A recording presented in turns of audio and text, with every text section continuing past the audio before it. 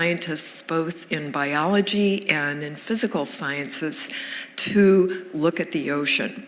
And in 1902, the University of Kiel formed the International Laboratory of Marine Science, and in 1903, University of California formed the Marine Biological Laboratory at San Diego.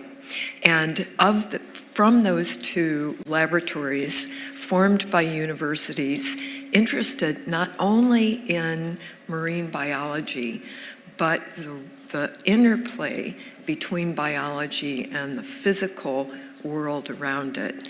And also, both institutions from the beginning articulated the need to make those observations long-term. And that persistent observation of the ocean, to be able to not only define it as it was, but understand how it changes with time, has been in the DNA of the two institutions ever since. It's interesting, my own first interactions with the University at Kiel were still when it was the Institute for Meereskunde, and I came to it from the perspective of paleoceanography, and of course worked with the great Michael Sarntine and then later Jorn Tida, who was the first director of GEOMAR. Peter Domenico isn't here yet, but he's in the second session, but he too is a paleoceanographer, paleoclimatologist, and we used to say that we were sort of the ultimate time series observation of the ocean. But I think that it's really then so appropriate that we co-host this look at ocean observation and ocean sustainability. So with that brief introduction, I'd like to start introducing the first panel for today. And our first speaker is Tasta Tanhua from GEOMAR, Helmholtz Center for Ocean Research, Kiel in Germany. He is the co-chair of the Global Ocean Observing System, GOOS. He's a chemical oceanographer, and his research focuses on ocean transient tracers and ocean observing systems. He's also the coordinator of the EU project UNOC, which aims at improving the ocean observing and forecast system. Tasta. So I have a presentation. Do I press here? Oh, there we go. No, I have to do one more. Well, I think this is maybe it's the wrong presentation. But anyway, let me just start to introduce myself. Margaret did a great job. So for me, this is epic in a way, because after my PhD in Göteborg at the Institute of Chemistry, doing a PhD in marine chemistry, I did a postdoc at Scripps for 3 years around the turn of the century, and that really shaped my whole career, being an institute where we have the whole breadth of all marine science disciplines, working with Professor Weiss and doing transient tracers, which has followed me around my whole career. And now I can say that transient tracers is an essential ocean variable and an essential climate variable, so we have a little bit of a mandate to keep going with transient tracers. But I want to talk to you about GOOS, which is a permanent program to coordinate and support international cooperation for a sustained ocean observing system. So what is GOOS? Well, it is this program for coordinating and functioning of the long-term sustained observing system. It's really about cooperation across nations, across scales, and across different variables. So GOOS has been around since 1991, so we have a 30-year plus history. The focus of GOOS in the beginning was on climate and open ocean, but with the strategy and the framework of ocean observing the framework was about 10 years ago, we have now a much broader portfolio. So we cannot have an efficient climate policy without observations. Basically, we cannot manage what we cannot measure. So we really need an observing system that feeds into data management and product generation. What happened? Okay, that's fine. And so we are looking at various things of the ocean observing system for sustainable development. One of them is carbon. The ocean is taking up huge amounts of carbon. We're talking about 12 billion tons of carbon dioxide, and with a carbon dioxide price of $100, that will be about €1 trillion a year. So we need to manage that. We need to assess the efficiency of the carbon sink, particularly when we go forward in time and have a hopefully reduced CO2 emissions scenario, which will fundamentally change the physics and chemistry of carbon uptake. We're looking at cyclone forecasting. We really need to know the top 50 meters of the water column, the temperature, to be able to track and predict track and intensity of cyclones. We're looking at the marine resources. We're looking at storm surge prevention, heat waves is a major issue these days. So these are all things that we can provide services to society by having an efficient, coordinated ocean observing system. So I mentioned the framework of ocean observing that came out of the conference in 2009. And this has really formed GOOS. We're looking at that value chain about setting the requirements, what to observe, and how to observe it, and what are the questions that we're asking. And then we go into that pink box where we're looking at different methods to observe these essential ocean variables. We have ships, and we have gliders and floats, and all these kind of things. And we're getting more and more new technology. It fits into a data management system and product generation. And ideally, there's a feedback loop coming back to the first question: how well are we actually able to respond to that first question? And the lower graph here is a different way of looking at that value chain from the GOOS 2030 strategy.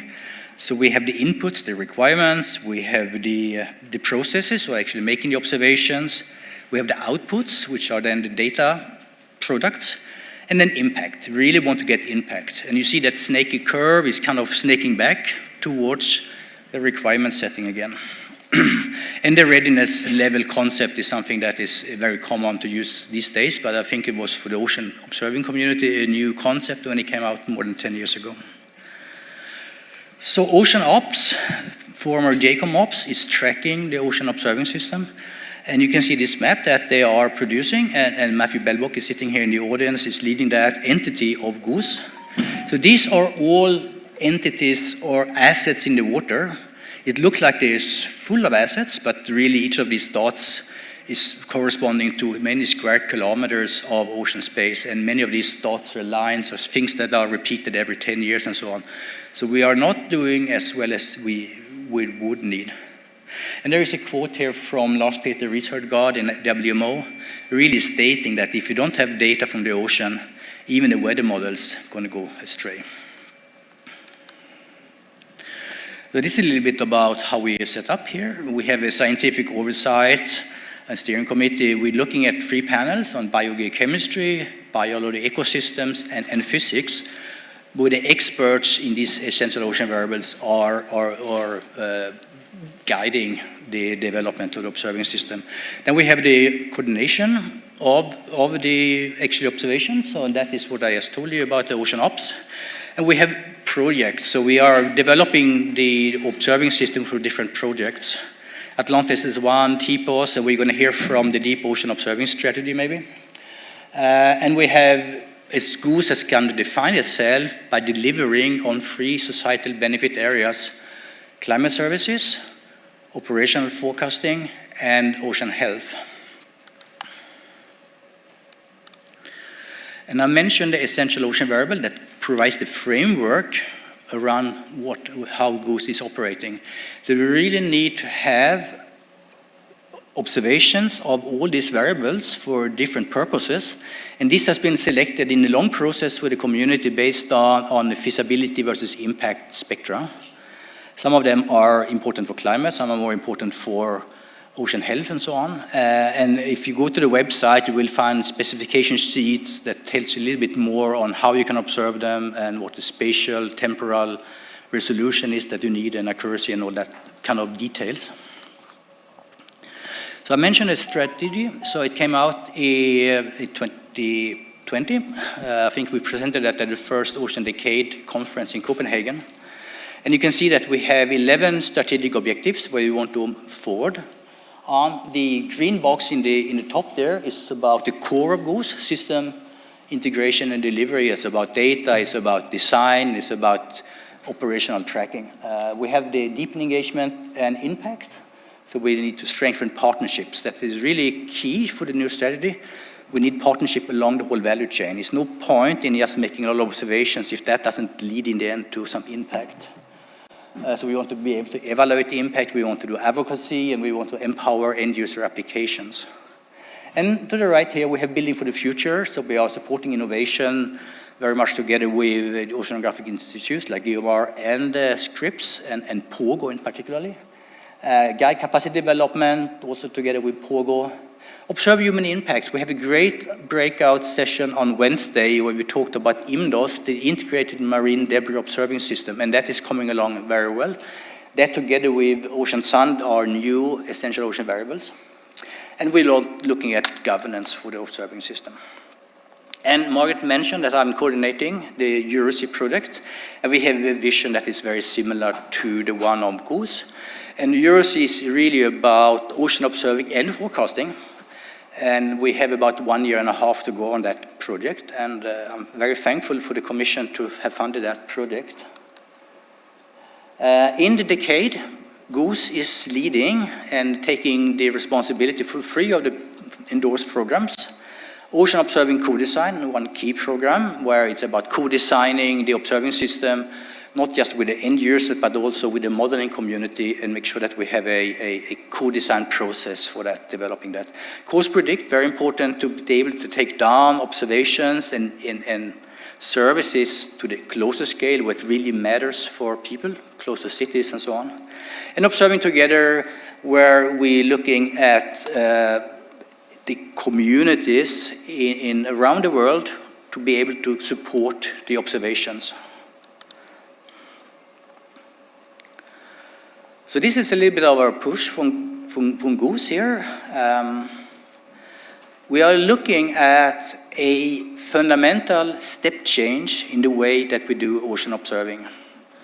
We want to have a big lift, and we're looking at something like the International Space Station, where many countries can come together and invest in a common entity for science. So let's do the same for ocean observing.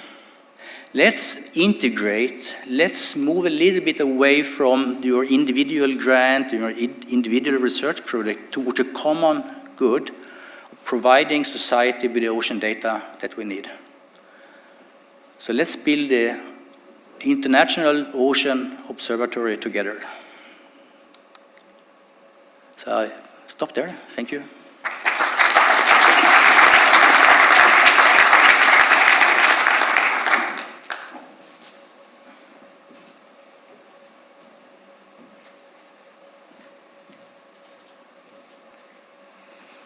Thank you, Tosta. We're going to have presentations from all of the panel members and then have Q&A after that.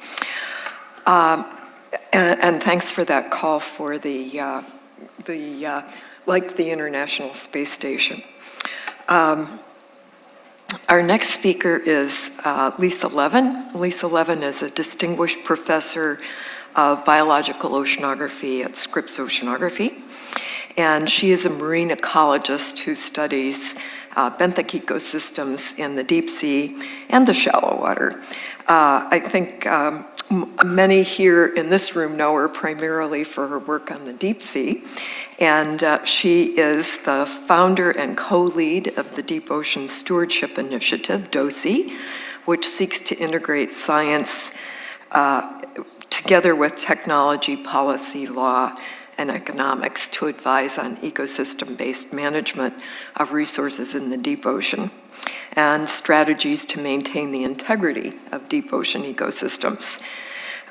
She is also very much involved in, helped establish and co-leads the Deep Ocean Observing Strategy, DOOS, which is, as you heard, a program of the Global Ocean Observing System. And in 2019, won the Prince Albert I Grand Medal in Ocean Science. Lisa?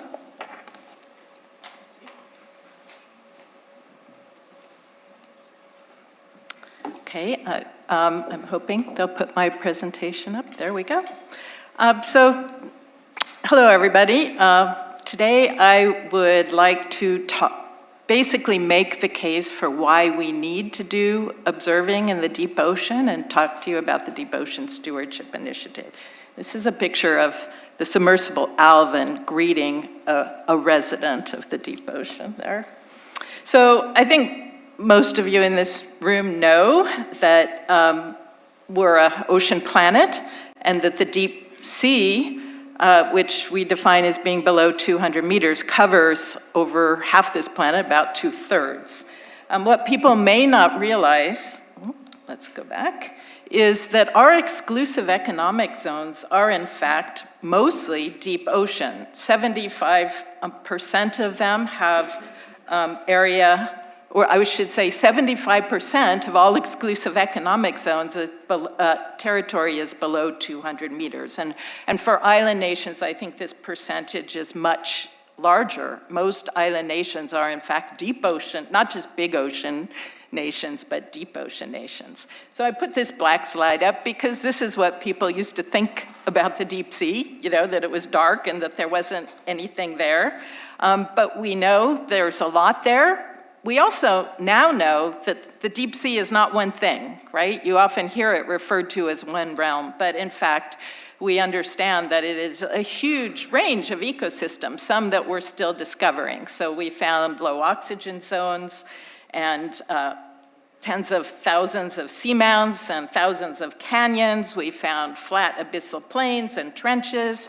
We found chemosynthetic ecosystems, methane seeps and hydrothermal vents. We found biogenic reefs that extend for many kilometers. And of course, the vast deep pelagic. Most of these systems aren't very well explored, but the little we know tells us that each one of these has their own set of species. Thus, the biodiversity of the deep sea is huge. But as we explore these, we've also come to understand they hold resources that are of quite increasing interest to humans and society. So for example, oxygen minimum zones sequester phosphorites, and we're interested in mining these for fertilizer. We have found many metals that people are interested in abyssal plains, in the polymetallic nodules, in the massive sulfides at hydrothermal vents, in the cobalt crusts at seamounts. We've come to understand there's a lot of oil and gas in canyons, accumulated organic matter over many millions of years, and we're extracting that.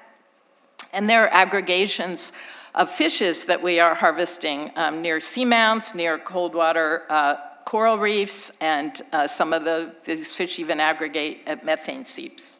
And let me go back. Well, what happened here? They just changed mode on me, that's okay. And we're actually looking at a new fishery, harvesting mesopelagic fishes from the midwater. These are the fish that migrate up and down vertically every day. So there are, and we've come, as we explore these systems, we've come to understand that there are many imperatives for observing to better understand the ocean's role, the deep ocean's role in climate regulation, the potential for climate mitigation, biomimicry, foods, medicines, energy. You can read this list. It's in fact very long and growing almost every year. We definitely need to know more about the deep ocean. We need observing for sustainable management, for conservation, and for safety of human populations. So here I've illustrated some of the motivators. You know, for designing of marine protected areas, we really need deep ocean observing data, for managing contaminants, which is increasingly a problem, for managing our deep ocean fisheries, for managing climate engineering, should we get to that point of almost all of the ocean-based climate interventions that have been proposed will affect the deep ocean, and we need observations to understand how to manage those. For our deep water energy industries, deep water oil and gas, and then hopefully more offshore wind. Again, we need deep ocean observations to know about sighting and impacts. And for early warning systems and coping with hazards, we definitely need deep observations. We are at a place where we actually risk destruction of deep sea diversity before we discover and understand it. And so biological observations in particular are increasingly important. We know the ocean has critical roles as what we call regulating services. It takes up huge amounts of heat from the atmosphere, and much of it ends up below 200 meters, most maybe. We know the ocean provides carbon services, removing, transporting, transforming, and burying carbon. And so we are starting to think about these deep ocean ecosystems in a different way, valuing them for the transport of carbon, or for the high rates of carbon sequestration that we have on continental margins, or for the vast areas of carbon removal that happen in the abyssal plains, or for the sequestration of carbon in animal biomass, or for the filtration of methane that happens at methane seeps. Some of that methane is turned into carbonate or oxidized by microbes before it gets into the atmosphere. And we understand vents are really important in fertilizing the ocean and contributing to primary productivity. So we now know of these very critical deep ocean services, but these services and the biodiversity that provides them are increasingly under threat from from bottom trawling and from bycatch, from energy extraction, from contaminants, from disposal of waste, including our terrestrial mine tailings, and potentially from seabed mining. So, and the reason this is, I'm bringing up these threats is we desperately need observations and data, information, to help us guide the management of these industries. Some are nascent, some are ongoing, but we cannot do enough to address the different kinds of disturbances. We know there'll be altered substrates, altered physics, altered suspended sediments, different chemicals, changes in food webs and structures, and oxygen consumption, and so on. So our observing systems can contribute to the management and accompanying conservation for all of this. So this brings me to the Deep Ocean Observing Strategy, which is an international community-based network of networks that coordinates observing to understand the state of the global deep ocean, its baseline consistent conditions, its responses to climate change, and its responses to human disturbance. And one of the key elements that Deuce focuses on is the essential ocean variables, which Taste mentioned, and many of these variables we are looking at the specs needed for the deep ocean, and even whether there might need to be some new deep ocean variables. So we've been working on those in the realm of physics, biogeochemistry, and biology. I should point out, as a network of networks, we have involved many, many kinds of observing, so moorings and CTD casts, but autonomous underwater vehicles, and submersibles, and observatories, and landers, and even animal-based sensors. All of these tools are available for monitoring the deep ocean. So this is Deuce in a single slide. We have three basic themes: requirement setting, which involves not just looking at EOVs, but establishing best practices for the deep ocean, observational gaps, and in particular, bringing together the modeling and observing and exploration communities. We have an implementation group, and they focus on technology, advancement, development, and readiness. And and implementing these initially in 3 demonstration project areas, the Azores, the Clarion-Clipperton Zone, and the Northeast Pacific. And then the third group in DEUCE is science translation, and we are working on capacity development, but also bringing DEUCE science to management and policy. And I think we're at a really critical time in development of deep sea policy and deciding what we're going to do with our deep ocean. You've heard a lot about it at this meeting. We have a big challenge as to how to put our knowledge to work to enable sustainability in the deep ocean. I've listed some of the realms here that need to come together, but there are, of course, many more. I think that deep ocean observing will be really critical to informing sustainability, and we need to work together to decide where to make new deep ocean observations, what to measure, how to do effective spatial planning in the deep ocean, how to improve our environmental impact assessments and our models, and what new research directions we should address, especially those that address the needs of people. And I hope we're going to hear more about some of those needs later in our session. So thank you very much for listening.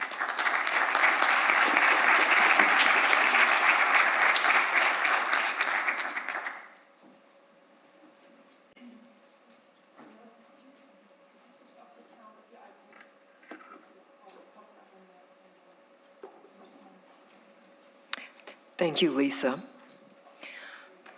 I'd like to pause for a minute and before we go to our next speaker and sort of call our attention to the special experience that we have, that we as scientists have at a conference like this, being able to listen to the elected and appointed representatives of governments about the ocean.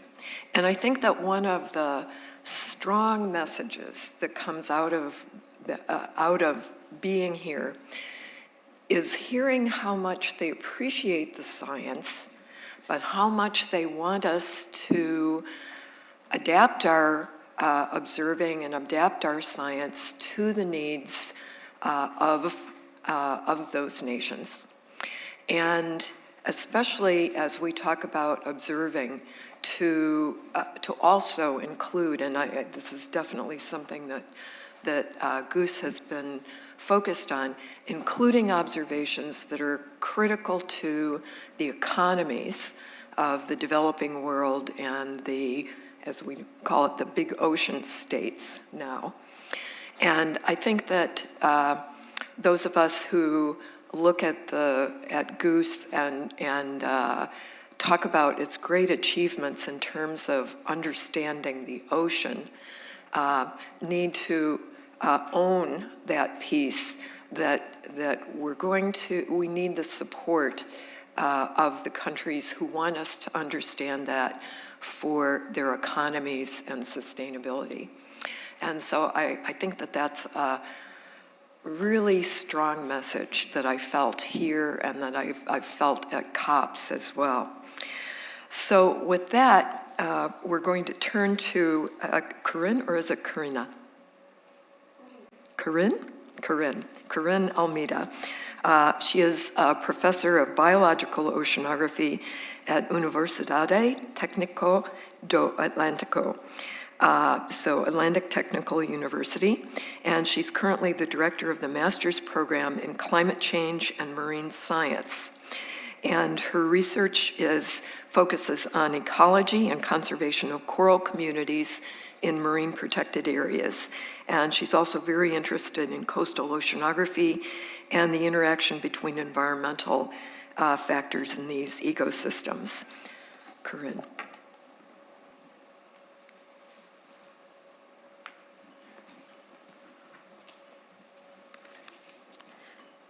Good morning, and thank you very much for the opportunity to be here. So maybe some of you will be asking with the development of this presentation what we are doing here in a panel dedicated, focused mostly in ocean observation, presenting a graduate school in West Africa, more precisely in Cape Verde. So as I guess is not new for anyone here, that there is a lack in ocean observation in the tropical region, and especially in Africa continent, and most particularly in the West African region. And this lack is not just a lack in ocean observation, but including the marine science. There are just very few schools in marine science, so that may dedicate for capacity building in order that we can manage to have in the near future good experience in ocean observation, how has been showed here. I forgot that I have this. Okay, so as was mentioned, we have a graduate school that on marine science and climate change that is being done under the umbrella of WASCAL, that is West African Science Center on Climate Change and Adapted Land Use. That is an organization implemented in 11 West African countries and founded mainly by the Federal Ministry of, German Federal Ministry of Education and Research. So our schools start in 2019 with the huge collaboration of GEOMAR. So thank you very much, and my thanks especially to Bjorn that is our daily partner during this last 4 to 5 years. So the school, as I mentioned, is a huge partnership that includes the Institute of Engineering and Marine Science at Atlantic Technical University, the GEOMAR, the OSM, that's the Ocean Science Center in Mindelo, also a partnership between GEOMAR and another institution, the IMAR in Cape Verde and Tunen Institutes. Until now, since 2019, we have received several students until now, so three batches. One graduated last December. Another one is close to finalize now in between July to September, and we have a third batch. Besides the challenge of being started just close to the pandemic crisis, but we was able to move on, and especially because we have a huge network, not just in terms of institutions, but in terms of researchers from European countries, Germany, Portugal, France, West African countries, especially Benin and Nigeria, from Brazil. So this huge network that we are establishing and developing, involving all these West African students, can be proficuous for the development, a network of ocean observation in West Africa. So is that our proposal here? In order, how was mentioned, the GOOS is cooperation between countries, but I guess still have more opportunities and needs to include more the West African region. I'm speaking particularly about West African region, but also I guess there is lacks in other regions, especially related to the seas and the tropical region. I will let you here just to pay attention to another point. So along the time, the years, we also take care to include more women. So we just did a small positive discrimination in order that we get more women, or to have the gender balance in our master program. Because we realized in the first years that usually we have the girls in the second position, and so for that we did this discrimination to balance, because we know that this usually the position they got is more related with some cultural issues that put them in the position to have less opportunities. So it's a training that is most, so we focus in, especially in practical training. And here, just to show you this video, with that also with collaboration of Germany, was able to have this first floating university. Thank you very much. Are part of the UN Decade of Ocean Science for Sustainable Development. We're a group of students from 12 West African countries who are training to become real ocean scientists. The scientists on board introduced us to the scientific equipment you need to get your samples. For example, we learned from Tim and Andreas how probably the most important oceanographic instrument called the CTD is deployed. The CTD measures temperature, salinity, and depth as it is lowered down into the ocean. When you are studying ocean science, it is crucial that you not only talk about the ocean, you want to be close to it and work with it. Many of us joined this master's program because it gives us the opportunity to take part in a real research expedition. We have read enough literature about it. We really learn something about oceanography during this cruise. Yes, if we were not able to come, I will just say we are half oceanographists, scientists, but now we are complete. It is good for me because I learn how to manage a team, how to coordinate or work with the team, and when you are working with the team also, it's help you to improve yourself. So you can see that the Wasca Floating University has taught us in many ways. The new experiences have broadened our horizon. We want to make a difference. We want to tackle the problems our planet is facing. Climate change is affecting everybody, and it is a real problem for us. And if we want to do something to protect our environment and manage it sustainably, we need to work, we need to study, we need to do research. Today, we finished our last sampling station successfully. We can say that we are proud of our achievements and of the crew of MSM 106. So, let's see what the future will bring for us.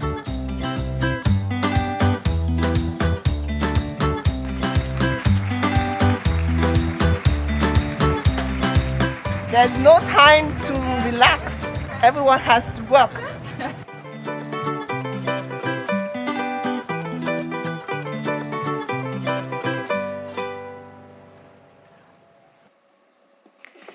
That was wonderful. I was remembering my first oceanographic cruise, and whatever subject it was oriented around, seeing how hard it was to get samples and seeing that first experience of, okay, I'm going to be an oceanographer. I am complete, as your colleague said. That was great. So next, we're turning to Leopoldo Cavalieri Gerhardinger, who is a research fellow coordinator and ESG representative in the Early Career Researcher Network of Networks at University of Sao Paulo in Brazil. He works on topics ranging from marine ecology and ethnoecology to most recently the theory and practice of ocean governance beyond academe. He's also very actively involved in building knowledge networks across coastal Brazil using web-based social media tools and cross-disciplinary facilitation approaches. And he is the coordinator of the Earth System Governance Project, Research Fellows Network in Latin America, and a member of the Executive Secretary of the Brazilian Future Ocean Panel, an advisor on marine spatial planning to the Secretary of the Brazilian Interministerial Commission on Sea Resources. Thank you. Leopoldo.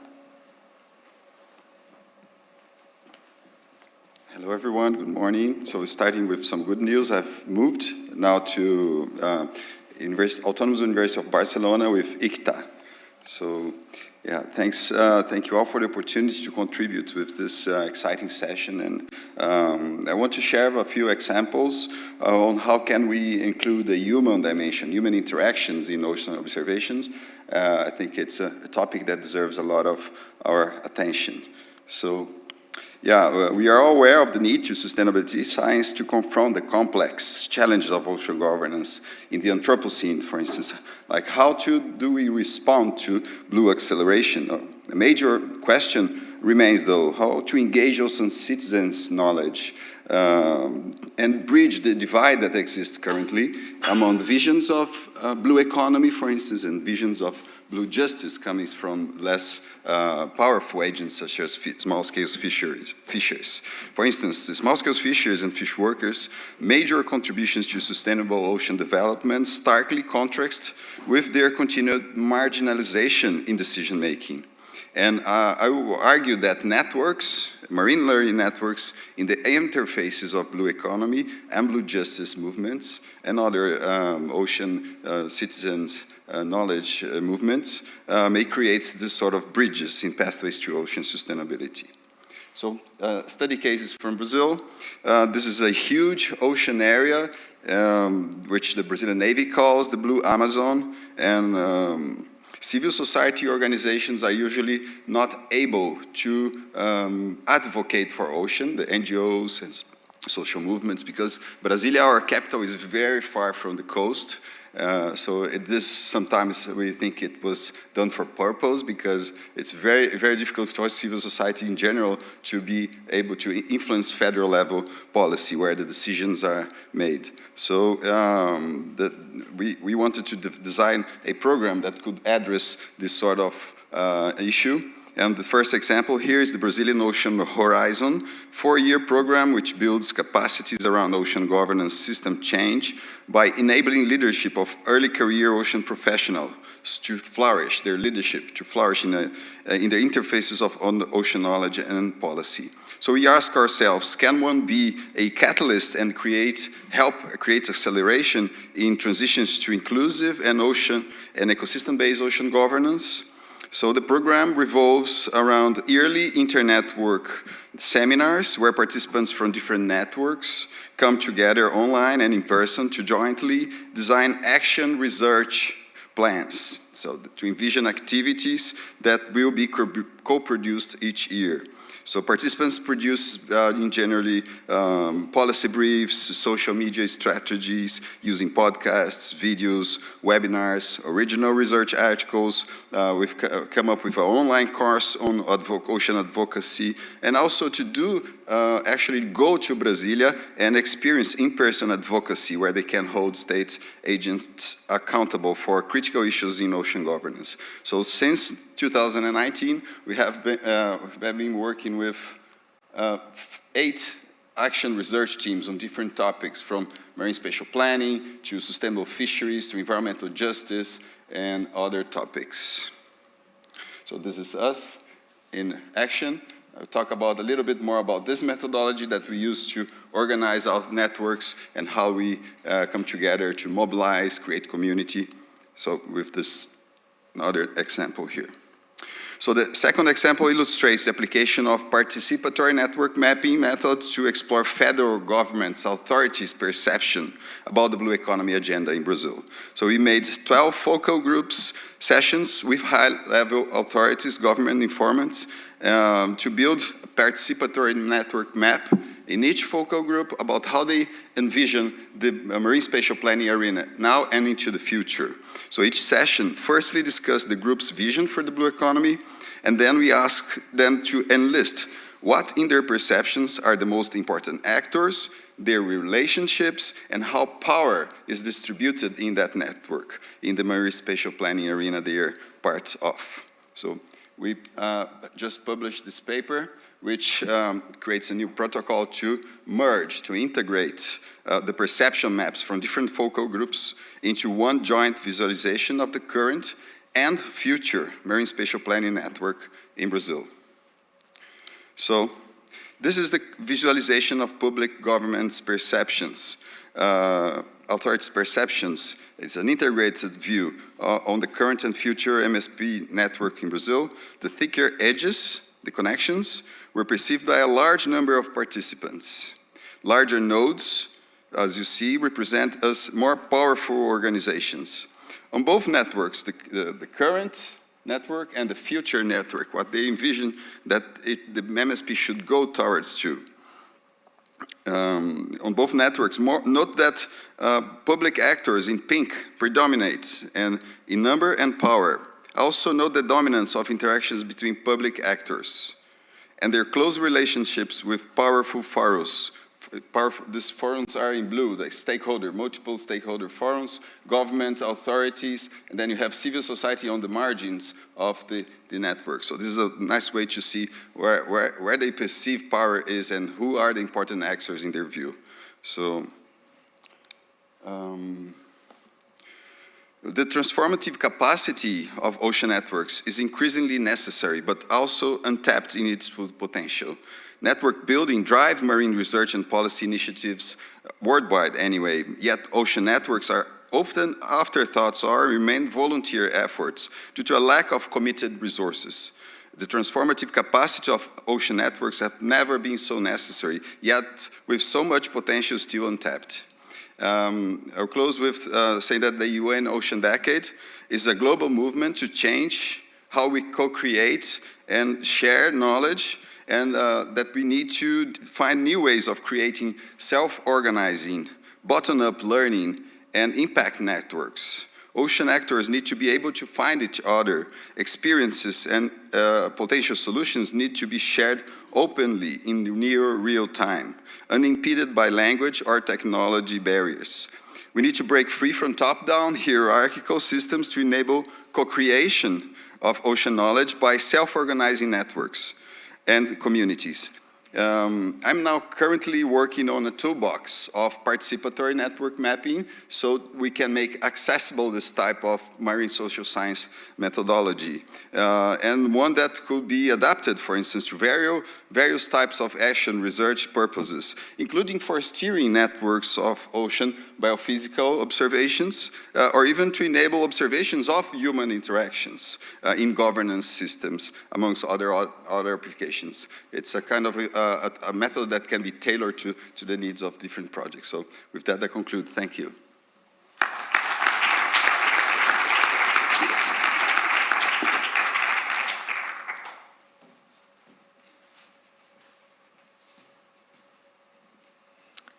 Thank you, Leopoldo. Fascinating difference in perspective of the network. We're now going to turn to Erin Satterthwaite. She is a marine ecologist at Scripps Institution of Oceanography, who works on ocean sustainability related to marine biodiversity, fisheries and mariculture, biological and ecosystem oceanography, social ecological systems, and stakeholder engagement. She is particularly interested in use-inspired research to understand biological and social impacts of climate change. She is coordinating one of the longest marine ecosystem time series, the California Cooperative Oceanic Fisheries Investigations, CalCOFFI. And in this role, she's conducting applied research relevant to sustainable marine resources in the context of changing climate. Erin.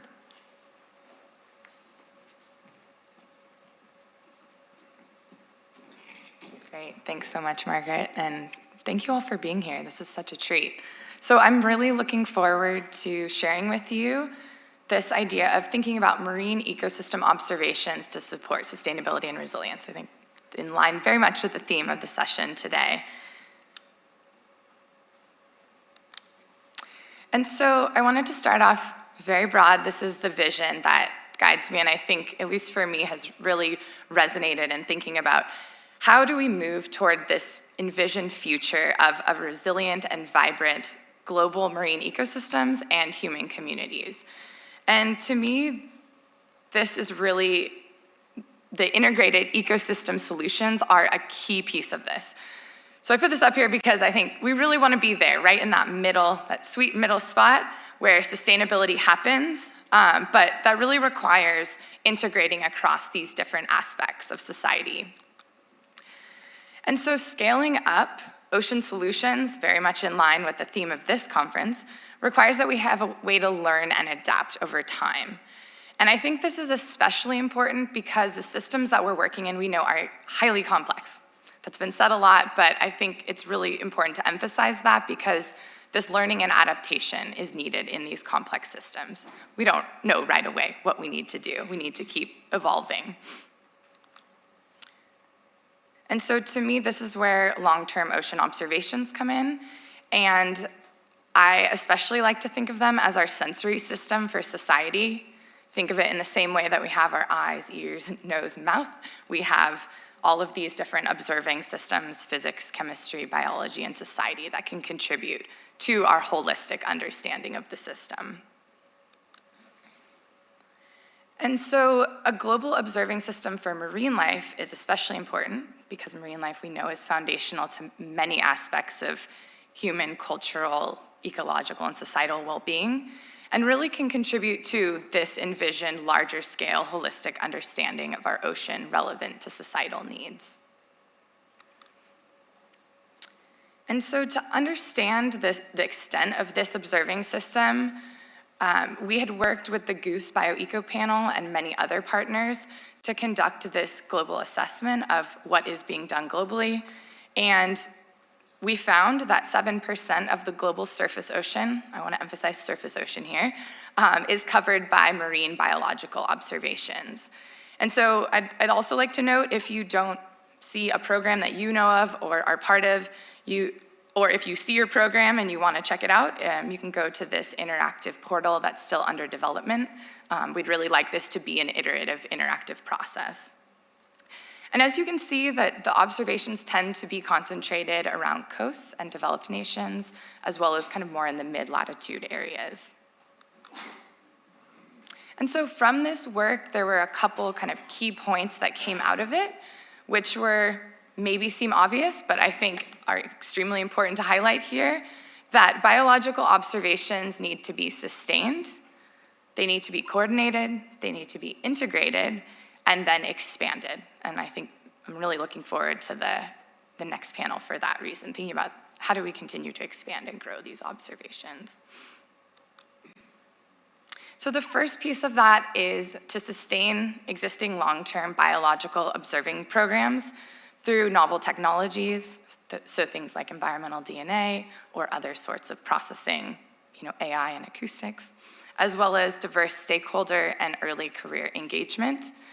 And I wanted to highlight that piece because that's something recently at Scripps Oceanography, there's been a novel partnership between California Sea Grant and Cal Coffee. That's the role that I've been working in thinking about how do we really do this diverse engagement to make sure that the observations we're taking are relevant to these societal needs, that this requirement setting really involves people at the forefront. So the next piece is the coordination piece, and I think thinking about the networks that we've been talking about here, how do we coordinate existing networks around these stakeholder needs? And this is especially important through existing coordinating networks, like we heard Goose and others, as well as many of these new or merging UN Ocean Decade programs, things like we've heard of Marine Life 2030, OBON, as well as SmartNet and GEOS. So many programs that are starting to emerge that can start to help with this coordination. And then the third piece is this integration. So this one is, for me, very near and dear to my heart. How do we integrate then these ecological and societal observations to truly understand our entire ecosystem more holistically? So thinking about societal observations here, I'm referring to things like cultural, social, economic metrics, bringing those together with ecological observations to have that ecological understanding. And this is actually something we've been doing in partnership with the Interagency Ocean Observations Committee, as well as with California Sea Grant, kind of from state and federal levels, looking at existing programs and seeing how well these different social and ecological metrics are being included in existing programs. And then the fourth piece is this expansion. So not only working with what we have a lot of amazing work happening out there, but there are some areas, as you saw, about 93% of the global surface ocean didn't have any observations that we could find. And so this is especially important along the coast of developing nations, as well as in deep ocean basins and near the poles. So really thinking about how do we do this well, and how do we continue to grow our observing networks in this integrated way. So in closing, I think a key part of this is in achieving this social ecological observing system for sustainability that kind of brings us to this vibrant future. I think the long-term relationships are a key part of this, and so I'm really happy to see all of you in the room, and it's been a treat to get to connect over the course of this conference. And I just wanted to close with, I love this quote, "Observation, not old age, brings wisdom." And so thinking about this vital wisdom we need to move toward a sustainable future together. So thank you very much. And yeah, I look forward to questions.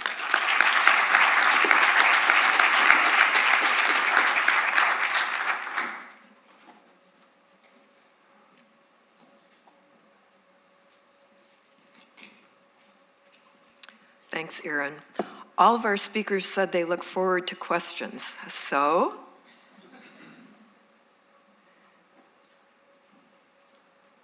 yes.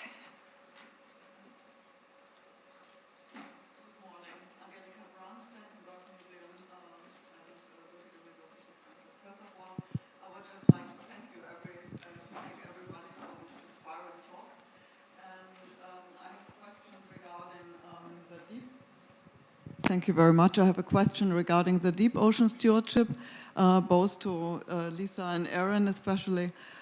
First of all, thanks also, Lisa, for this very holistic view of ecosystem functioning and services of the deep sea. And as we have seen in many of the presentations, especially as Erin has summarized, like 7% of the ocean are currently observed. We know that this is not the case for the deep sea, and there are very confrontative discussions in some of the rooms regarding deep sea mining. Nevertheless, we know that we depend on the life and the species in the deep sea. So my question regards especially the observations of the species. I mean, they are under threat not only by deep sea mining, by many other issues and changes like global change, our litter and everything. So are there already sort of observing systems for species, like monitoring stations in place or planned? Because I think this will be a very important contribution to GOOS as well. Thank you. I guess, is this on? Yeah. I guess I'll go first and then you can add to it. Well, Angelica, thank you for the question. I mean, you know some of the observatories that exist already that have long-term records of species and some of the time series.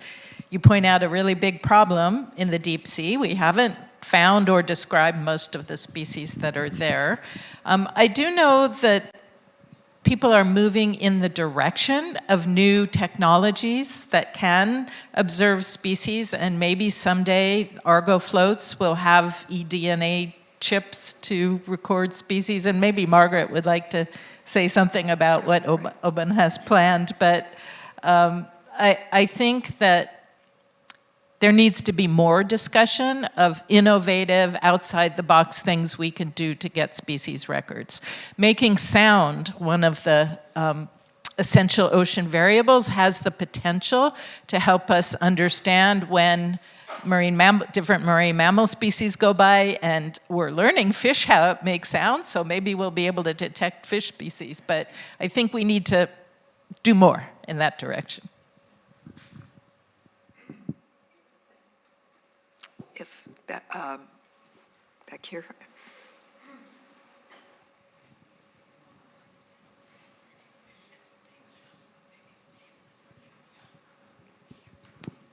Hello, good morning. Cristina Brito from the Center of Humanities of Nova University and ERC Grant for Oceans, where we are studying the human history of oceans exploitation. I have a question, well, two questions, if I may. The first one on data management. What's your take on the fact that we might need to get different typology of data together from the natural sciences and the social and the human sciences? How do we get all these types of different information in one eventually global system of information? Maybe Toste or Leopoldo, I'm not sure. And to Corinne, in your masters, how do you deal with different people having different languages? Do you use English as lingua franca, or do you allow for Portuguese, Spanish, I don't know, French to be present? Thank you so much for the panel. So thank you for the question. Maybe I can take a stab at the data management part. And we have some distinguished data managers in the audience, so correct me if I'm wrong. But the key here is the FAIR principles: findable, interoperable, reusable, and accessible. Probably wrong order here. Because all of our data are going to go to different data repositories for different reasons. Some is funding agencies, some because that is the repository of choice for that type of data you've been doing. But if you are making sure that you have appropriate metadata and an interoperable system, you can harvest all this data and you can understand what they mean, how they were done, who made them, and what they mean. And the only way is to move to FAIR. And in addition to that, we need to work on the latency. We need to be faster in making our data available. We need to be open and free, because FAIR doesn't talk about open and free. So these are 4 ingredients I think that's important. When it comes to merging natural science data with social data, we are not even hardly started there. I think we have a long, long way to go. In GOOS, we have been starting to work on a dimension of economy and ocean observing. We haven't even started to think about cultural and social interactions. I think that's something that we need to move on. So I don't think we have a system in place yet to exchange data on that, but maybe that's coming.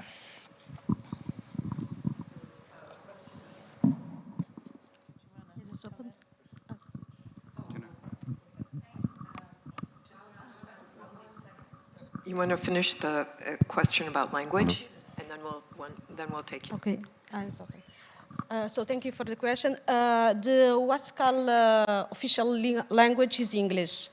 And the students, before they start the program, they have 4 months first in the selection, so they must prove they have at least intermediate background in English, but after they have 4 months of training in English that is happening in Accra. Thank you. Can I jump in? Yeah. Thanks. So, yeah, you're right. Human interactions and the human dimensions of the ocean, it's a very a complex thing to go forward. I'll speak from my perspective of working with fisherfolk, for instance. So we have both the difference that with biological beings, you don't need to go through, when you're doing the research, to go through very important ethical aspects of what you do. Of course you do, but with human beings, you need they need to be aware of where that information is going to feed what type of decisions, because usually they provide the information, but they are not part of what goes on. So that information about the fishery, for instance, can feed up some conservation planning that will, in the end, block the access to some particular fishing site. So there are different layers of, you need to interact on a more regular basis with the beings. And also from the policy perspective, you have environmental licensing, for instance, and different agencies in government collecting information with fishers, for instance, on the catch.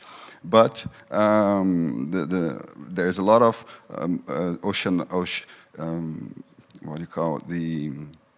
consultancy companies that provide services for big entrepreneurs.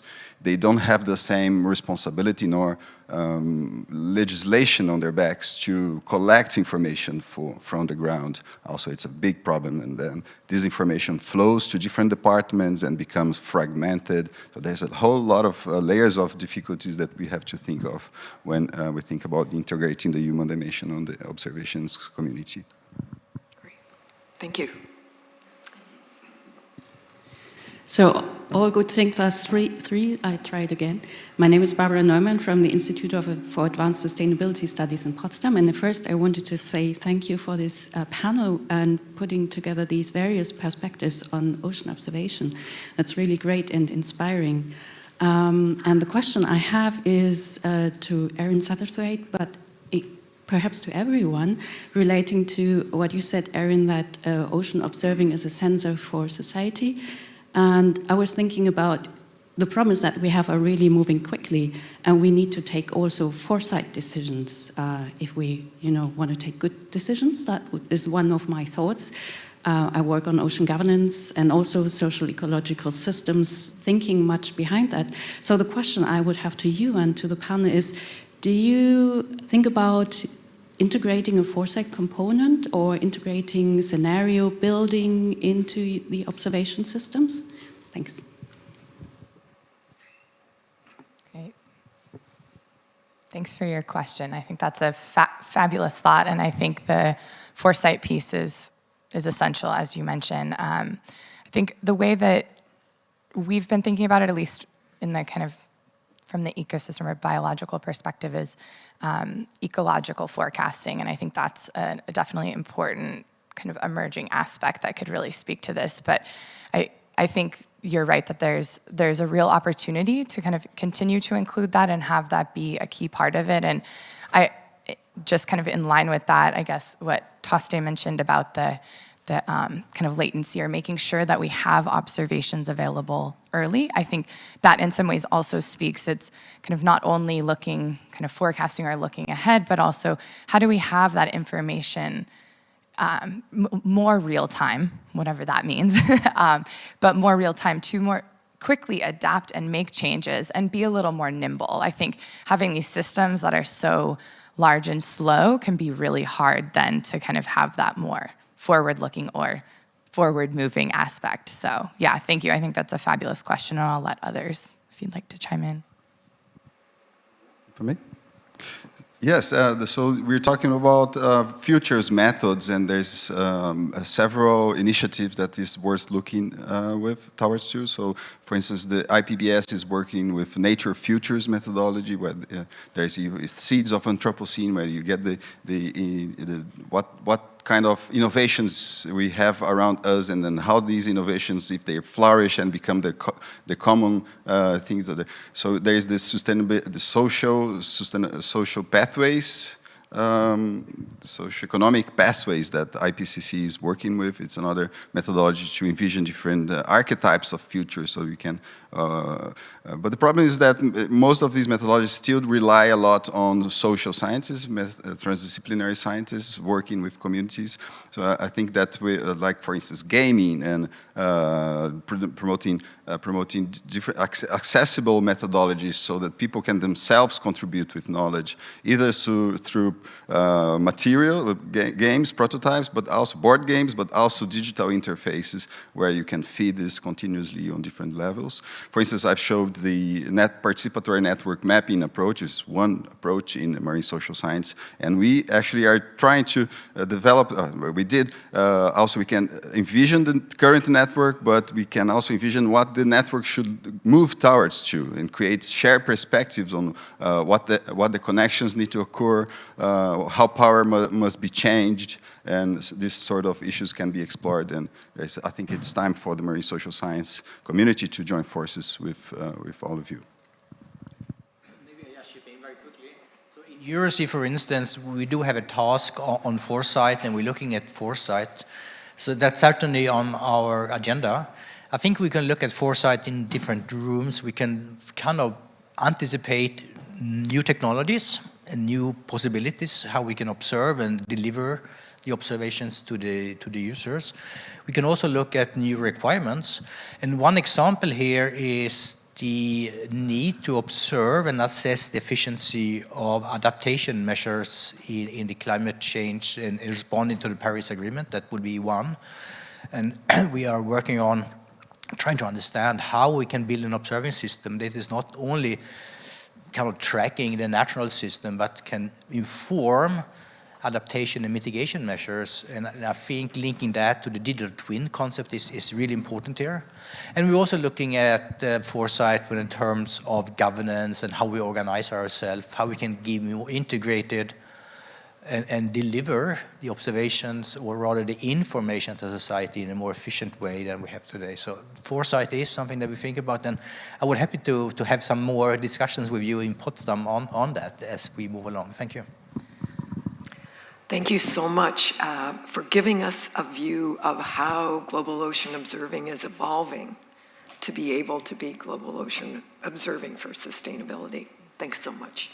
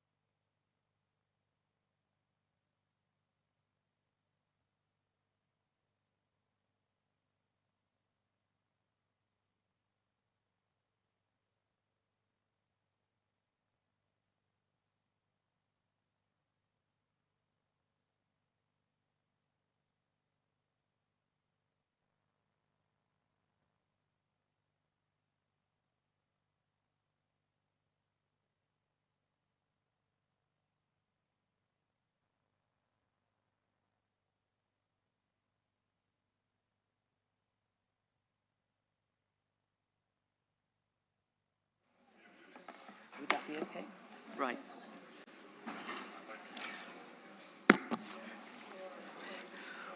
Great. Thank you very much for turning up for one of the last side events at this great UN Oceans Conference. And we have a really nice session now, perhaps looking at moving from some of the very interesting perspectives we've had towards action. And so I'd like to invite my distinguished panel onto the stage. We're going to hear from, and our other distinguished panel member who's going to remain on stage. The aim of this part of the session is to have a discussion about sustained ocean observing for sustainable development, and something very close to my heart. I'm Emma Heslop, Acting Director of the Global Ocean Observing System, GOOS. And so I'm really interested in supporting the expansion of the Global Ocean Observing System to support society's problems, and also to support opportunities, support nations to really be able to develop sustainably and to support their blue economies as well as face perhaps mitigation and adaptation measures for climate change. And one key element of this, as we've heard many times across the UN Oceans Conference, is to address how we could support, how we could do better at supporting large ocean states, or SIDS, I quite like large ocean states, from the large ocean institutes of the world towards achieving these aims. And as we've listened to the presentations today and across the whole of the UN conference, perhaps generate some ideas about how we might go about that. And so to achieve this and to work on this together, we have some very distinguished guests, both from large ocean states and also from large ocean institutes to get together and maybe take a few moments to brainstorm in these areas and talk together about how we could collaborate on issues or ideas in this development. So perhaps moving from perspectives to some discussion about what those actions are and how we could go about doing something. So to that end, I would like to first of all invite Ambassador Ronald Gemot, who is the permanent representative to the UN and Ambassador for Climate Change for the Republic of the Seychelles, to give some perspectives. And Ambassador Gemot has a really long history in issues of climate change related to SIDS, and so he will have some really interesting perspectives to share from us before we then turn to what the large ocean institutes might think about this. So let me welcome you to the podium. Thank you. And morning, everyone. Thank you for this opportunity. Thank you especially to Lisa and Erin for setting the scene for what I'm going to say. Just to give you a background, I come from Seychelles, which as an island state is amongst the 13th smallest countries in the world, until you look at our EEZ. Our EEZ at 1.34 million square kilometers is 3,000 times bigger than all our islands put together. We are 99.9% ocean, which makes us a big ocean state, or a boss, as we like to say, rather than a large ocean state, which makes us a loss. So don't write us off that quickly. Now, just to set the scene here, Seychelles has protected 30% of its territory, the various types of protection. That's 410,000 square kilometers, or 155,000 square miles. It's bigger, that 30% is bigger than Japan or Germany. Imagine Japan or Germany being run by less than 100,000 people. That's our population. Half of the 30%, 15% of our EEZ is fully and highly protected as part of the 30 by 30 campaign. The 15% of Seychelles waters is protected is bigger than Greece, bigger than Bangladesh, bigger than Senegal. That makes us natural allies of all the scientists in the room, and we are now finalizing the second largest marine spatial plan in the world after that of Norway, but without the resources of Norway. So we are natural allies. We believe in the science. As small island developing states within the climate change process, we have always been. That's why we can't be challenged scientifically, because we've always followed the science. And so here we are going around and planning the future of Seychelles. And then COVID-19, followed by the war in Ukraine, came along and started to change things in SIDS, in island states. And I'll explain why. Many of us are heavily dependent on tourism. Secondly, we're dependent on fisheries. When COVID-19 came along and shut down international travel, our economy nearly collapsed. Our debt to GDP ratio shot up from 58%, we were headed to a target of 50% by 2025, to 93%.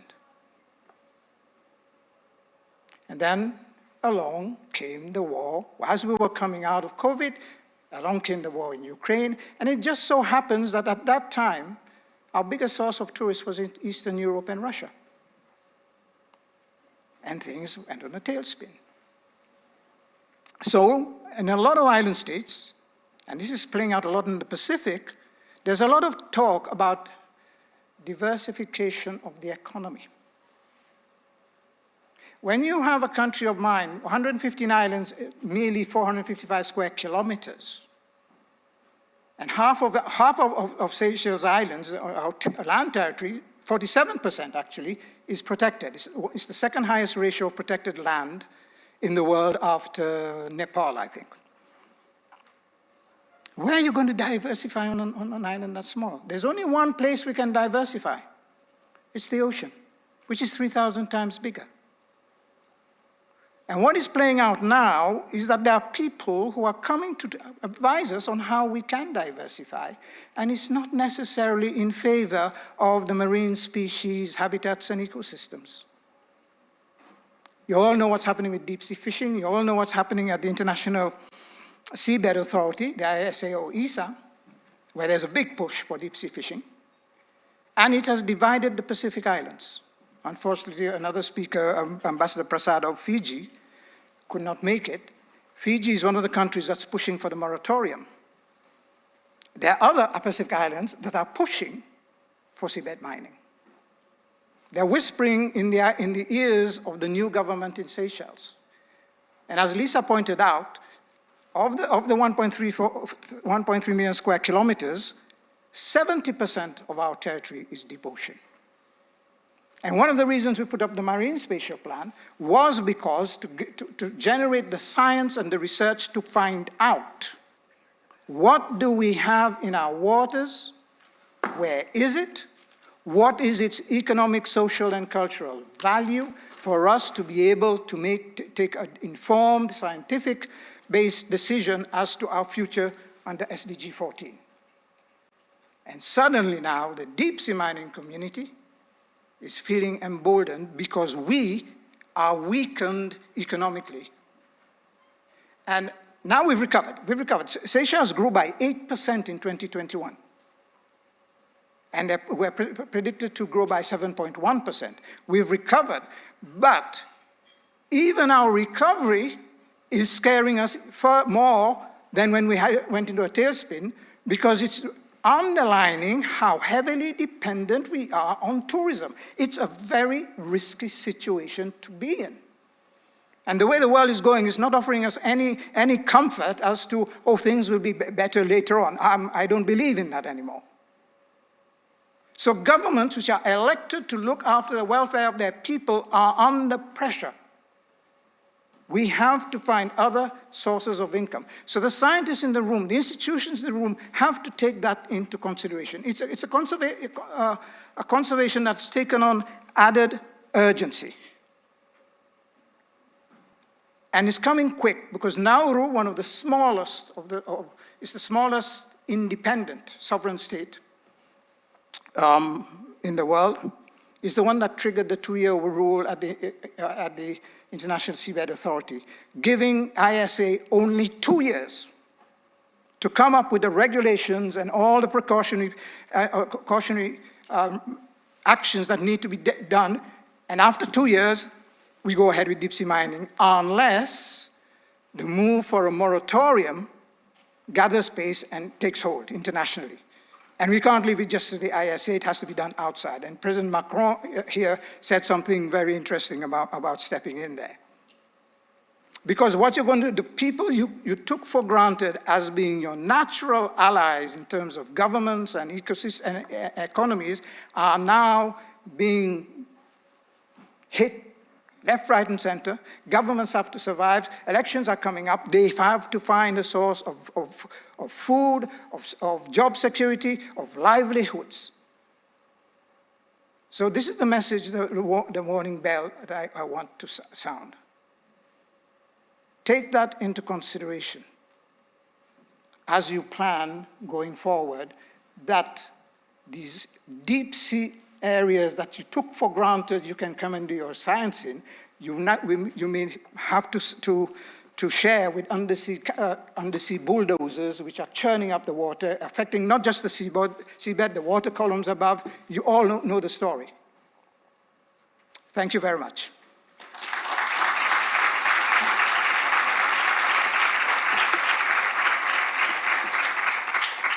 Thank you very much, Ambassador, for that very interesting and also pertinent to the situation we are in today thoughts. It really is important that when we look at ocean observing, and especially with SIDS and the issues that you face with large EEZs to GDP ratios, that sustainable development is about having a sustainable blue economy. And how do we best support that? So I thank you very much for that.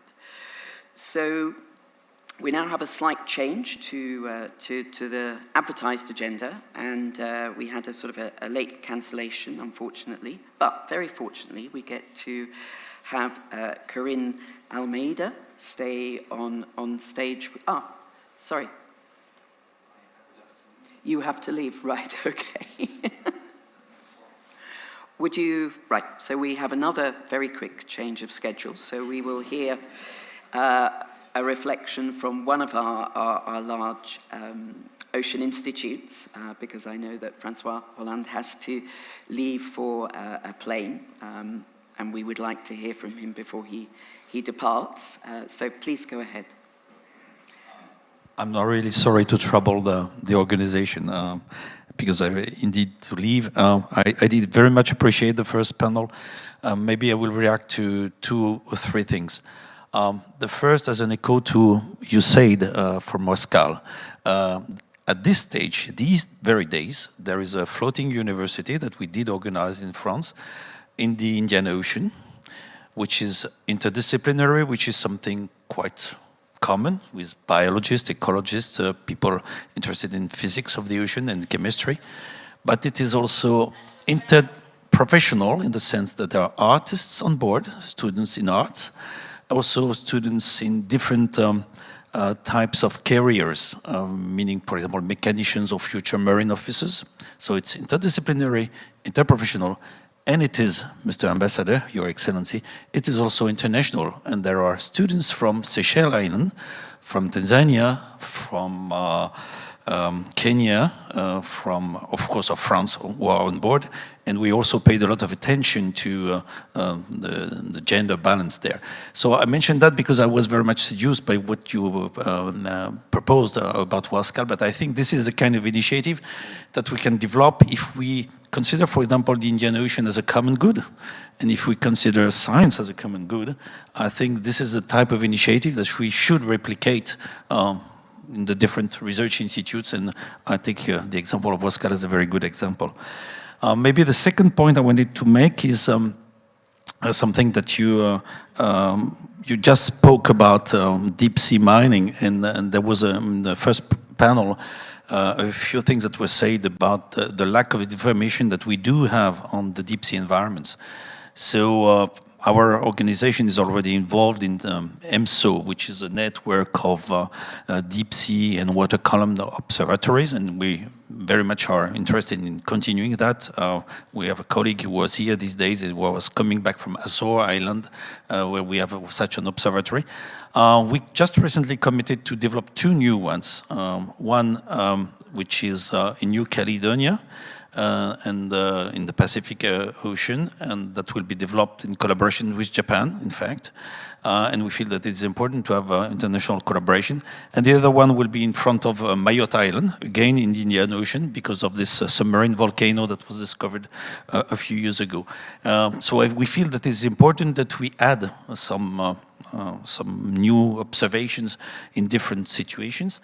And the last point I would like to mention is, of course, deep sea and water column observatories are quite expensive.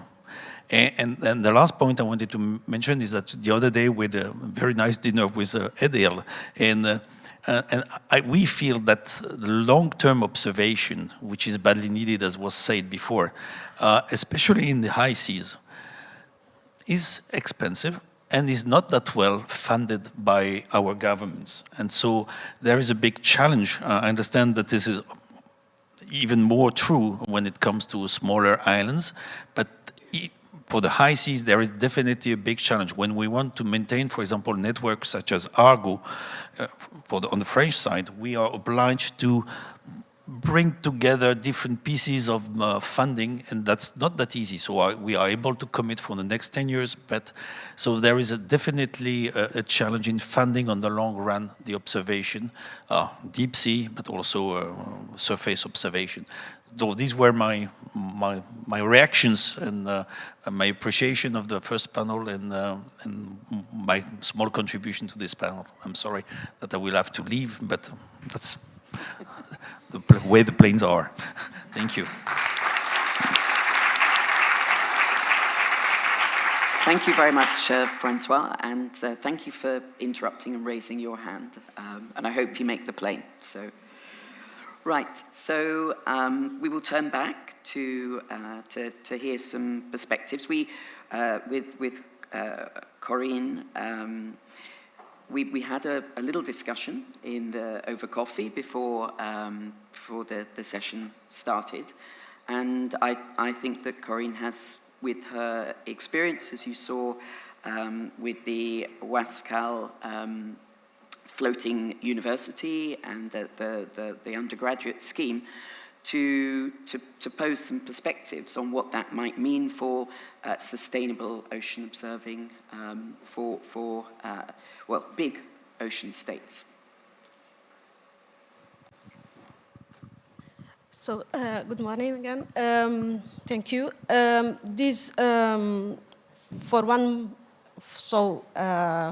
the first moment, we were enthusiastic to facilitate opportunities for these West African students and to have this opportunity to train and to deliver to them a good training. But now they are finishing their graduate courses.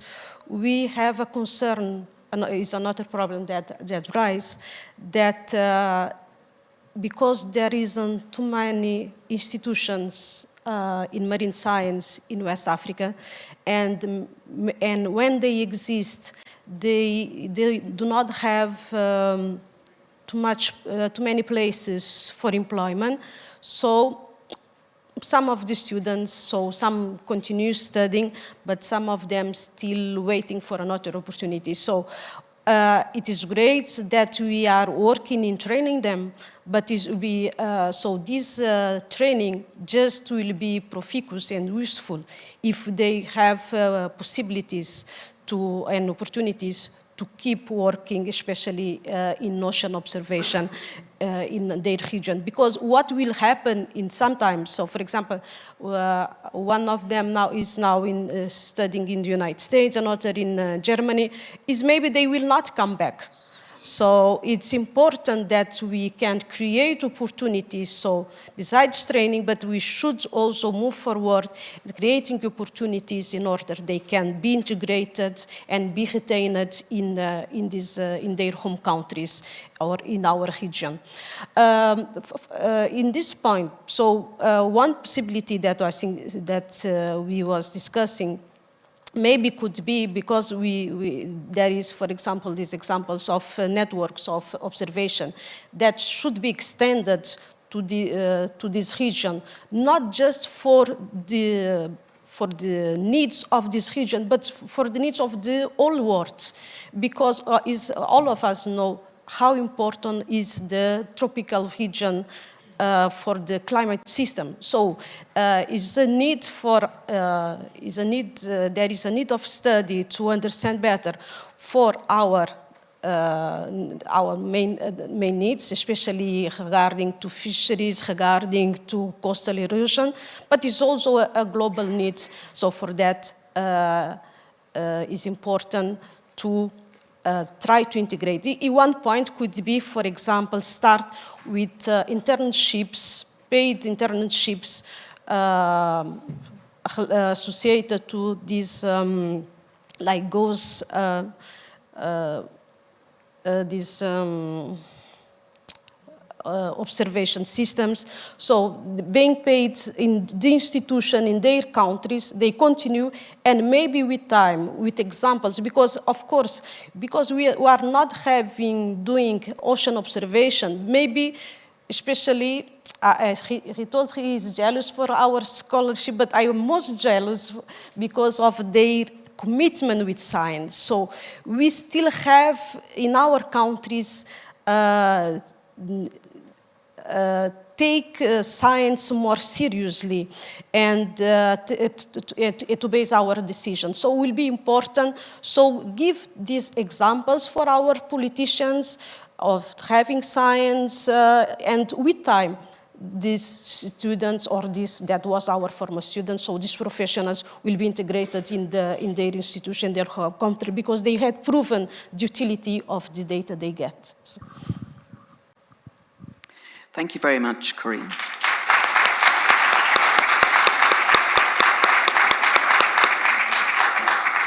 So I think this is a really great perspective to take into account in the work we need to do under the Ocean Decade.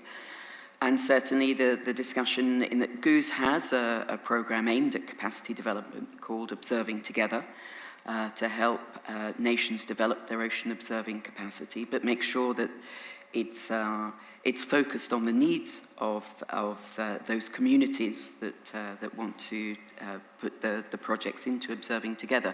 But I don't think we necessarily thought about this aspect of maintaining and ensuring that employment is available for graduates. And I think that it's an important principle that perhaps we could take back. Right, I'm going to turn to the large ocean institutes, and we have some fantastic leadership who've been thinking about this question, and perhaps thinking also about what we might do within the Ocean Decade and how institutes might look at collaborating together, because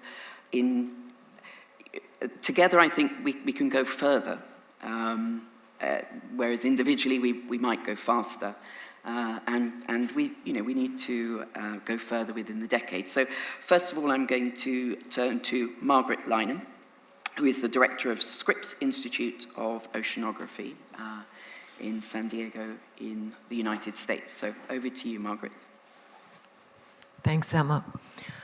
Thanks so much, Corinne, for that. I had 3 points that I wanted to talk about, and that was the first, both the issue that both you and the ambassador have raised about the importance of observing being related to the economy and jobs, or the economy, what's the source of wealth for the country.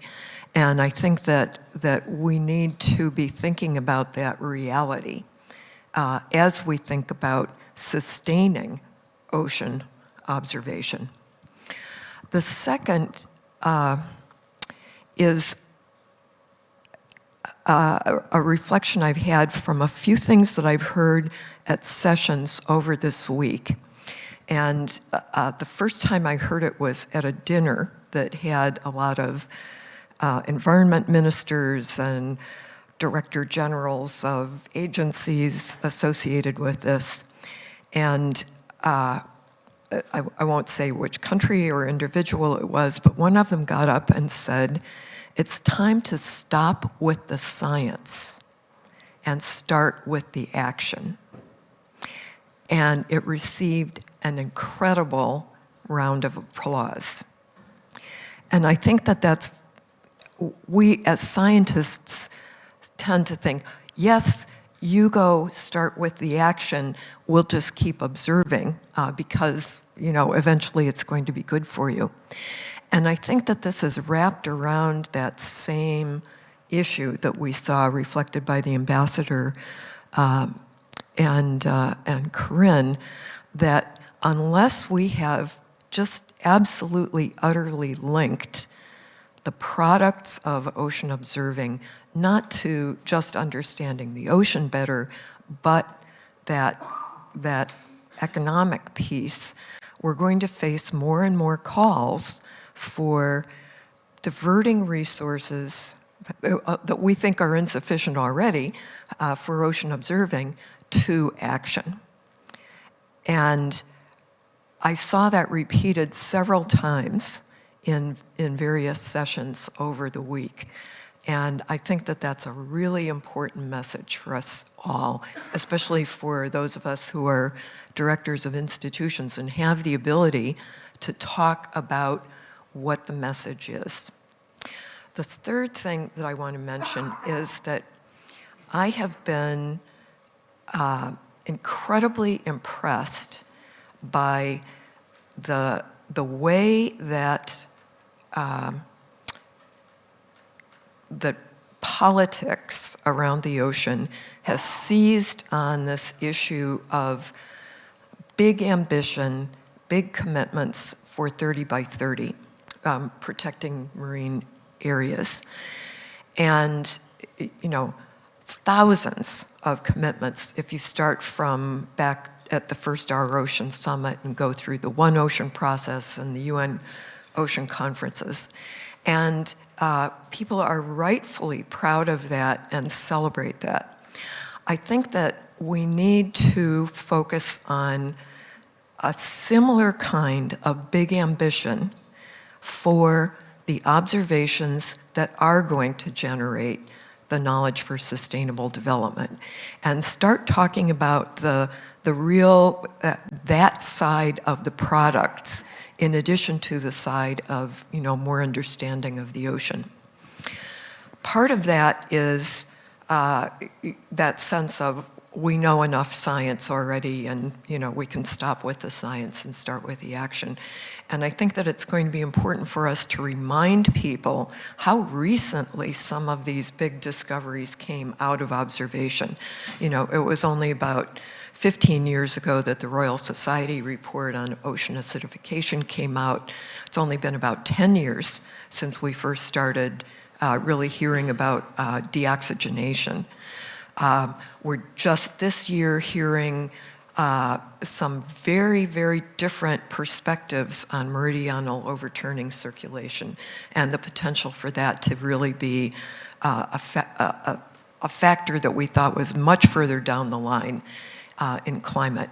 So I think that we have to demonstrate the way that this helps us discover, and I think that we need to demonstrate the way that it helps economies, and we have to show a lot more ambition about the getting ocean leadership, not at our level, but at the political level, rallied around this issue of the importance of the observation, because we can't deliver the sustainability and the economic growth without it. Thanks.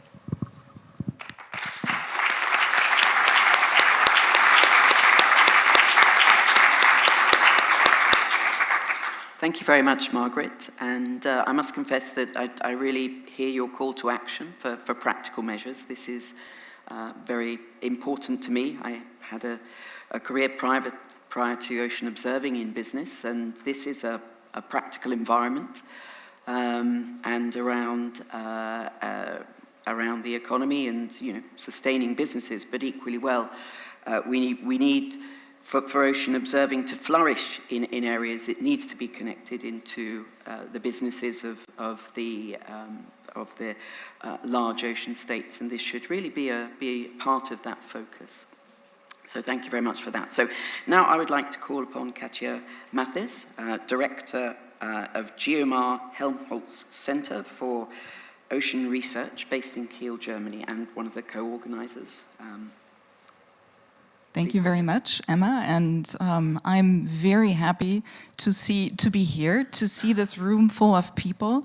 It's a pleasure to talk about sustained ocean observing system, and I would like to to give also my perspective, add to what François and Margaret said. When I started as a GEOMAR director in the middle of the pandemic, 1.5 years ago, I gave a new slogan to GEOMAR. Our world is the ocean, and the meaning is twofold.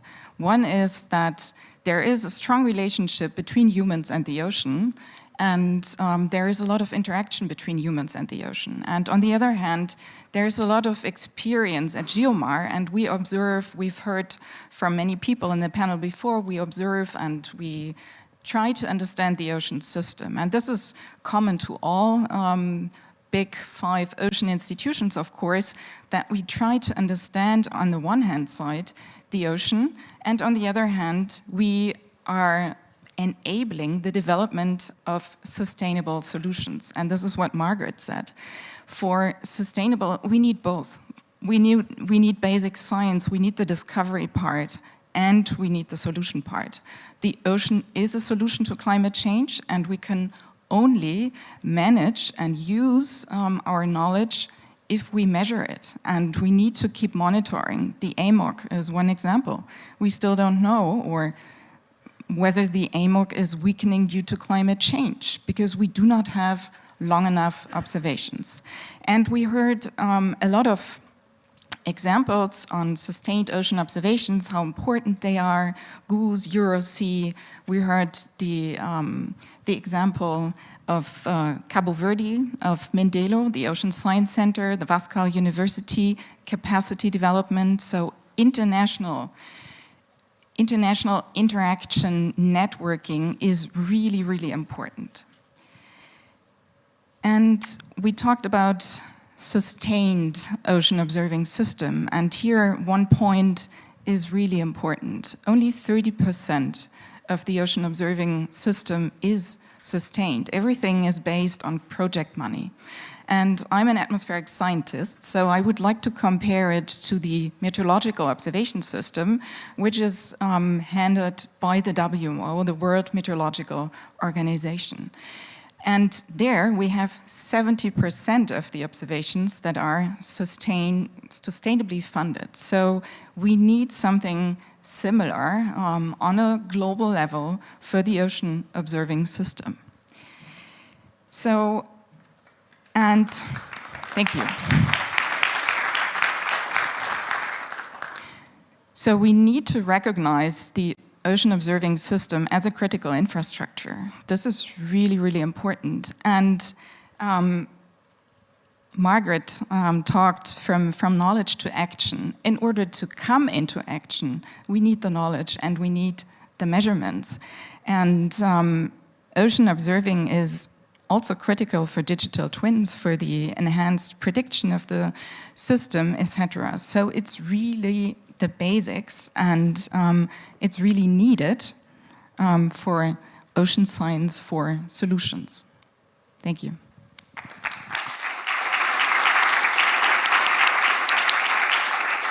Thank you very much, Katja. So I would like to call upon our final panelist now, who is Angela Hatton, who is Director of Data Science and Technology at the National Oceanographic Centre in the UK. So, Angela, please.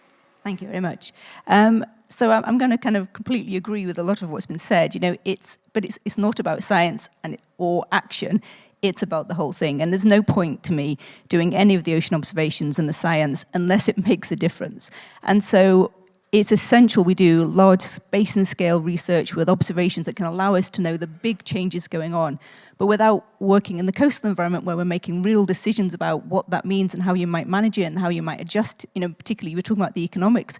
You know, if there's a change, you need to be able to understand, you know, how cultural change needs to come about, what the cost is, what the cost benefit is. We don't bring about change just by saying we can see it's a problem. We only bring about change by working with others. And I think it's really important we do that both sides. I think we need to turn it on its head. We've tended to, or certainly I have in the past, tended to think of it as observations that will go to models that will be useful to end users. And I really think we need to start from what do people need, to how do we need to present that, to therefore what are the models or the data that they need, to therefore what are the observations. And that won't take away from the observations we do, because the questions we address will still be the same, but the way in which we address them and how we feed that in will be completely different. I was asked to think about, coming here to think about what we've learned from working with a number of large ocean states, and we have projects across the world with people. And I've learned an awful lot of things personally, but I've also, I think as an organization, we've learned a lot of things. And we've worked on a lot of projects, but I've put 4 things down here just to mention. The first thing is, it's about partnership. So when we're working with others, it's not about us doing stuff and them using it. It's about partnership. And that's just not just the big ocean labs. That's working with policymakers. That's working with local communities. That's absolutely in partnership.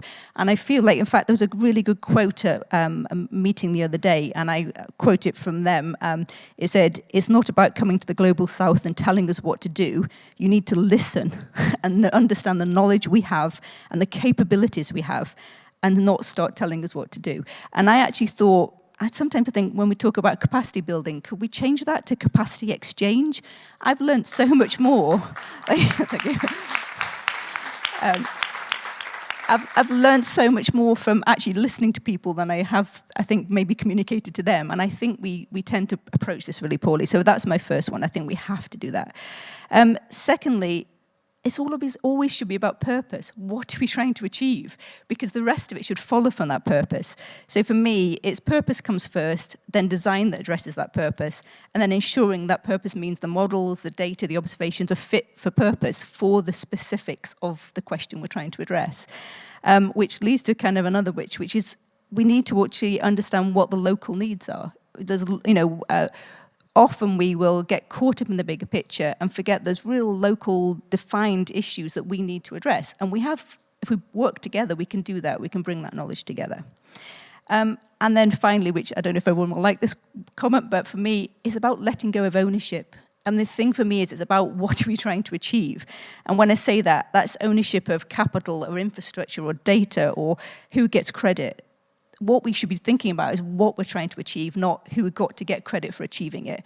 And so I think we just need to start thinking about that. And I raised at a biogeochemistry Argo meeting recently, and we were talking about how if we kind of talk to each other, we might be able to get a better deal because we're all buying floats from the same people. And I was like, why don't we just put all the money in one pot and have one place buy all the floats and a really good deal and work on how we distribute them well?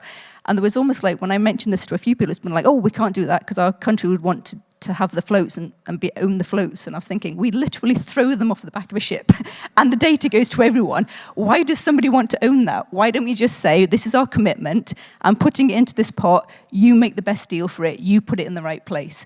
And that when we talk about working together, that's what we need to do. So I think that absolutely agree, whether it's a global basin scale or whether it's coastal, for me, it's got to be about doing that.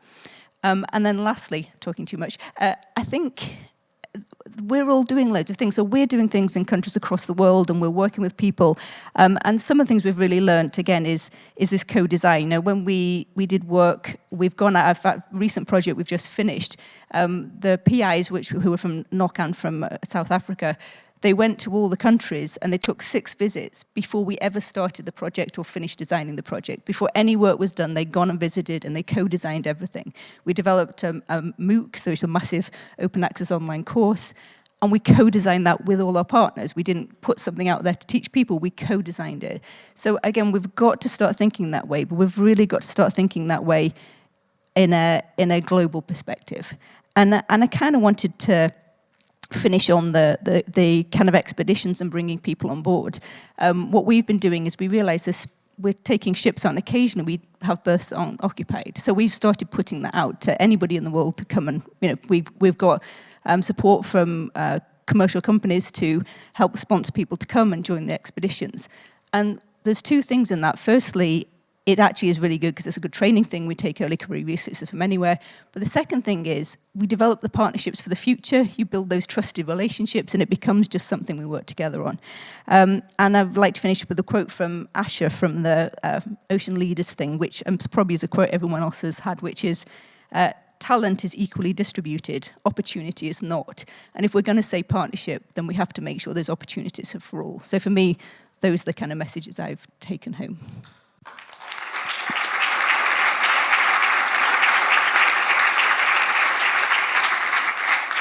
Thank you very much, Angela. And you're not speaking too long when they're sort of interesting and wise words and good ideas there. So we're really kind of at the end of the session, and I know that Katja Mathes wanted to give a few last words. I wanted to thank all the panelists very much for the perspectives. I have learned a lot, and I think that, you know, from a Goose perspective, we have some great programs and some great opportunities under the Ocean Decade, but we're also missing a few key pieces, and in terms of supporting big ocean states towards this development. And I really look forward to working with the large ocean institutes as well as the big ocean states towards solving some of the key issues that have been brought up today in a integrated and holistic way. So thank you very much, panelists.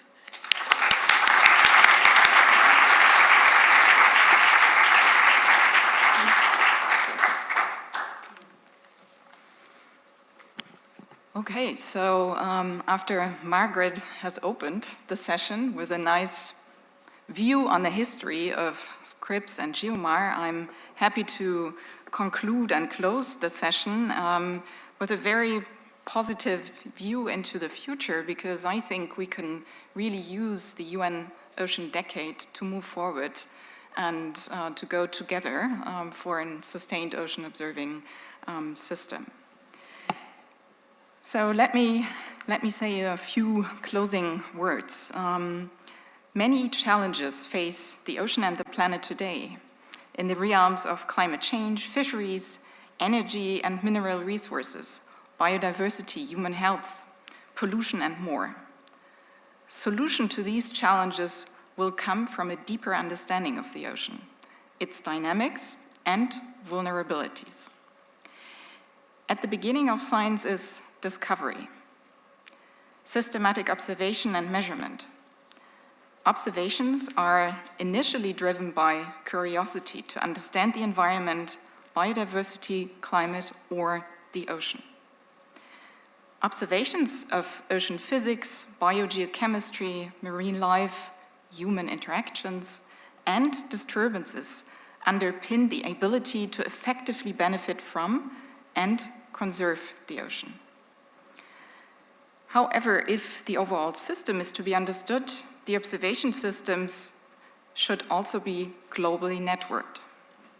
This is not possible without international cooperation in science, for example, through the programs supported by the International Science Council and UN organizations.